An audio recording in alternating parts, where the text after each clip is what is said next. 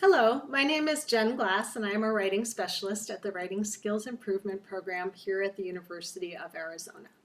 One of the core services we offer is our workshop series, which are open to both U of A students and non-students.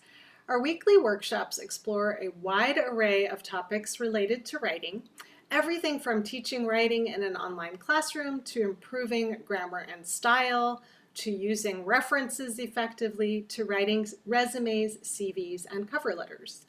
Our staff of experienced writing professionals has selected these topics based on common questions and topics of interest that often arise during our conversations with writers.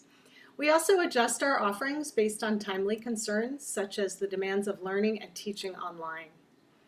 The weekly workshops are 50 minutes in length, and they include interactive activities as well as information, tips, and useful resources. To best benefit from the workshops, we encourage you to bring examples of your own writing, to actively participate in activities and discussions, and to ask questions. Our goal is to have participants leave every workshop with new knowledge and tools that will boost their confidence and skills.